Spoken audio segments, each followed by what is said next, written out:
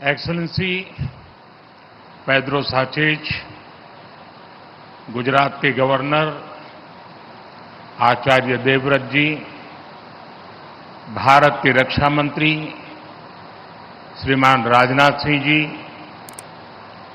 विदेश मंत्री श्रीमान एस जयशंकर जी, यहां के लोकप्रिय मुख्यमंत्री श्रीमान भूपेंद्र भाई पटेल, स्पेन और राज्य सरकार के मंत्रीगण, एयरबस और टाटा टीम के सभी साथी, देवी और सज्जनों, नमस्कार। बुएनोस दियास।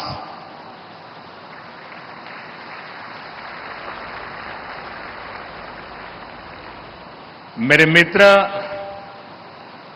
पेड्रो साnchez जी के उनकी पहली भारत की यात्रा है। आज से हम भारत और स्पेन की पार्टनरशिप को नई दिशा दे रहे हैं। हम C295 ट्रांसपोर्ट एयरक्राफ्ट के प्रोडक्शन की फैक्ट्री का शुभारंभ कर रहे हैं। ये फैक्ट्री भारत स्पेन संबंधों को मजबूती देने के साथ ही make in India, make for the world इस मिशन को भी सशक्त करने वाली है। मैं एयरबस और टाटा की पूरी टीम को बहुत बहुत शुभकामनाएं देता हूं।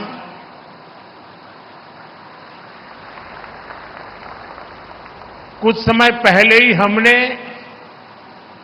देश के महान सपूत रतन टाटा जी को खोया है। रतन टाटा जी आज अगर हमारे बीच होते तो शायद सर्वाधिक खुशी उनको मिलती, लेकिन उनकी आत्मा जहां भी होगी वो आज प्रसन्नता का अनुभव करते होंगे। साथियों, C295 एयरक्राफ्ट की फैक्ट्री नए भारत के नए वर्क कल्चर की उसको भी रिफ्लेक्ट करती है। आज किसी भी योजना के आइडिया से लेकर एजुकेशन तक भारत किस स्पीड से काम कर रहा है, ये यहां दिखाई देता है। 2 साल पहले अक्टूबर में ही महीने में इस फैक्ट्री का निर्माण शुरू हुआ। आज अक्टूबर महीने में ही ये फैक्ट्री अब एयरक्राफ्ट के प्रोडक्शन के लिए तैयार है। मेरा हमेशा से ये फोकस रहा है कि प्लानिंग और एग्जीक्यूशन में अनावश्यक देरी न हो। जब मैं गुजरात का सीएम था तब यहीं बड़ोदरा में ही बॉम्बार्डियर ट्रेन कोच बनाने के लिए फैक्ट्री लगाने का फैसला हुआ था। इस फैक्ट्री को भी रिकॉर्ड समय के भीतर ही प्रोडक्शन के लिए तैयार किया गया था। आज इस फैक्ट्री में बने मेट्रो कोच हम दूसरे देशों को भी एक्सपोर्ट कर रहे हैं। मुझे पूरा विश्वास है कि भविष्य में इस एयरक्राफ्ट फैक्ट्री में बने विमान दूसरे देशों को भी एक्सपोर्ट किए जाएंगे। फ्रेंड्स, प्रसिद्ध स्पेनिश कवि अंतोनियो मचादो ने लिखा था, traveller there is no path, the path is made by walking. इसका भाव यही है कि लक्ष्य तक पहुंचने के लिए जैसे ही हम पहला कदम उठाते हैं, रास्ते अपने आप बनते चले जाते हैं। आज आप देखिए, भारत में डिफेंस मैन्युफैक्चरिंग इकोसिस्टम नई ऊंचाइयां छू रहा है। 10 साल पहले अगर हमने ठोस कदम नहीं उठाए होते तो आज इस मंजिल पर पहुंचना असंभव ही था। तब तो कोई ये कल्पना भी नहीं कर पाता था कि भारत में इतने बड़े पैमाने पर डिफेंस मैन्युफैक्चरिंग हो सकती है। उस समय की प्रायोरिटी और पहचान दोनों इंपोर्ट की ही थी, लेकिन हमने नए रास्ते पर चलना तय किया, अपने लिए नए लक्ष्य तय किए और आज इसका नतीजा हम सबके आंखों के सामने है। साथियों, किसी भी पॉसिबिलिटी को प्रॉस्पेरिटी में बदलने के लिए राइट प्लान और राइट पार्टनरशिप जरूरी है।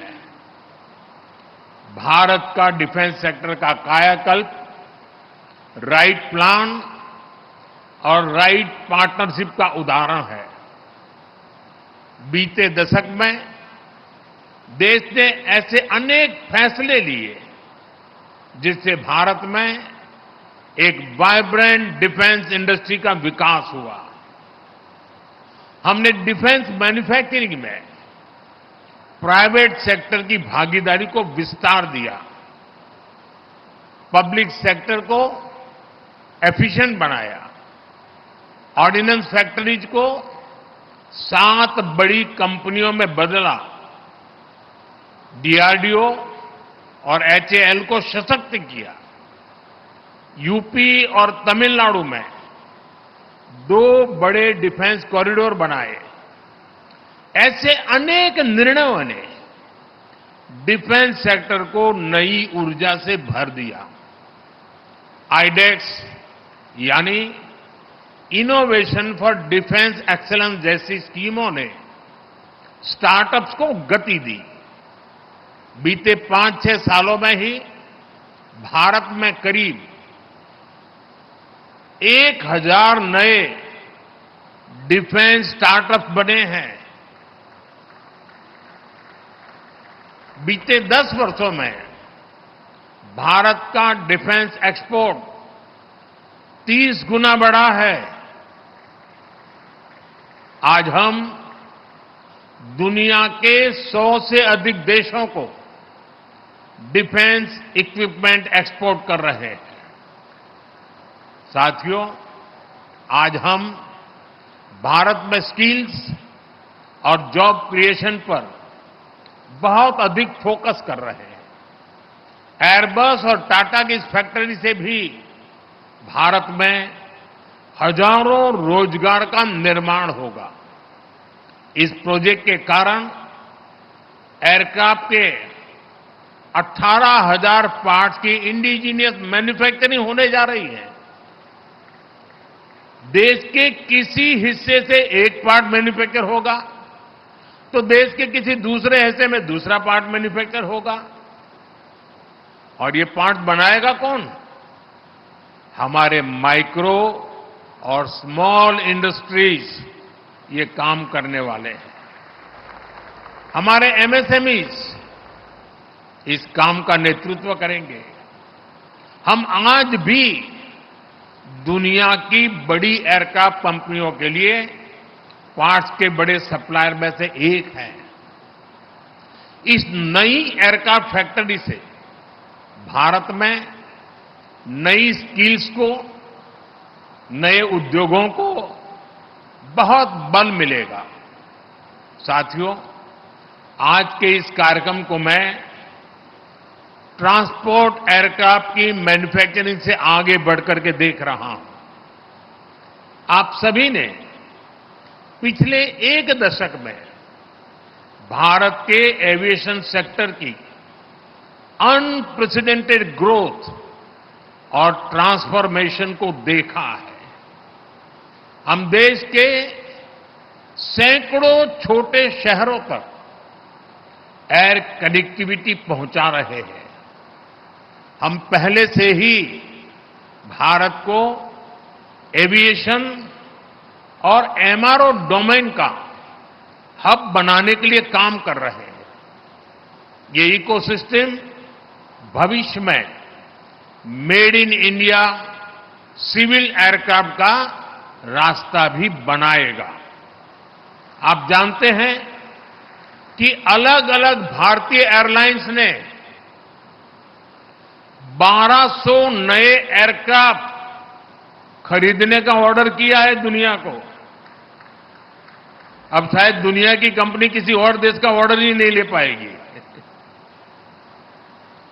यानी भविष्य में भारत और दुनिया की जरूरतों को पूरा करने के लिए सिविल एयरक्राफ्ट की डिजाइन से लेकर मैन्युफैक्चरिंग तक इस फैक्ट्री की बड़ी भूमिका होने वाली है।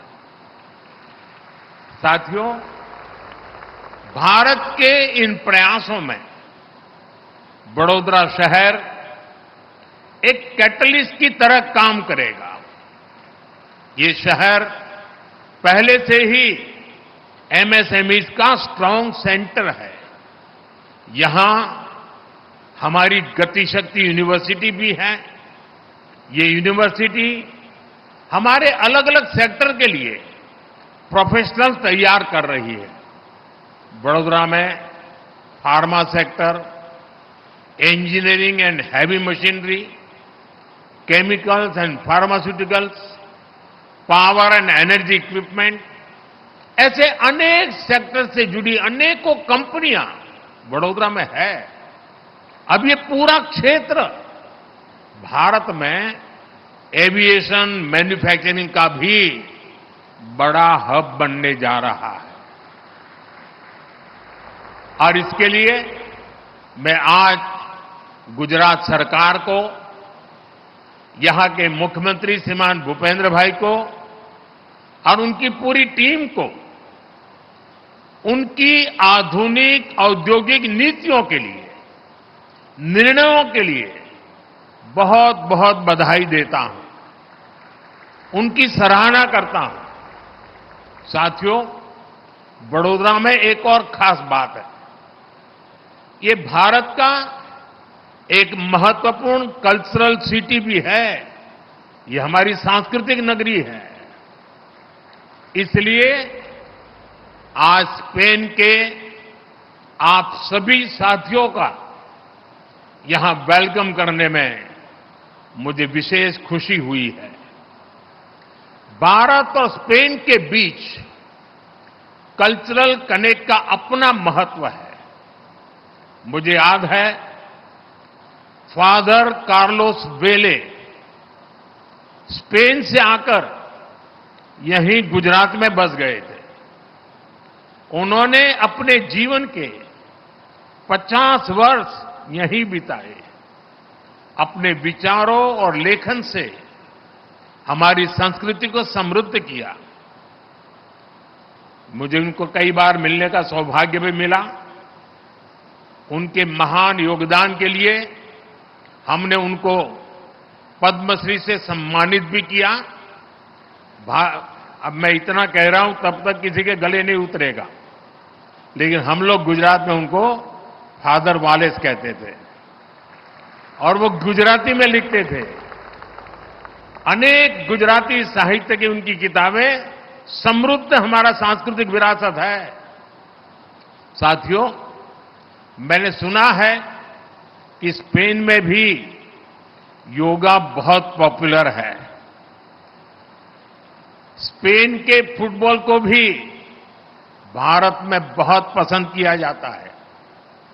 अभी कल जो रियल मैड्रिड और बार्सिलोना के बीच मैच हुआ, उसकी चर्चा भारत में भी हुई। बार्सिलोना की शानदार जीत यहां भी डिस्कशन का विषय रही और मैं आपको गारंटी के साथ कह सकता हूं कि दोनों क्लब्स के फैंस में भारत में उतनी ही नोकझोंक भी हुई जितनी स्पेन में होती है। साथियों, फूड, फिल्म्स और फुटबॉल सभी में हमारे रिश्ते strong people to people connect से जुड़े हैं। मुझे खुशी है कि भारत और स्पेन ने साल 2026 को India Spain year of culture, tourism and AI के रूप में मनाने का निश्चय किया है। साथियों, भारत और स्पेन की पार्टनरशिप एक ऐसे प्रिज्म की तरह है जो बहुआयामी है, वाइब्रेंट है और एवर इवॉल्विंग है। मुझे विश्वास है कि आज का यह इवेंट भारत और स्पेन के बीच ज्वाइंट कोलैबोरेशन वाले अनेक नए प्रोजेक्ट्स को प्रेरित करेगा। मैं स्पेनिश इंडस्ट्री और इनोवेटर्स को भी आमंत्रित करूंगा कि वो भारत आए और हमारी विकास यात्रा में हमारे साथी बने। एक बार फिर एयरबस और टाटा की टीम को इस प्रोजेक्ट के लिए बहुत बहुत शुभकामनाएं, बहुत बहुत धन्यवाद। Thank you.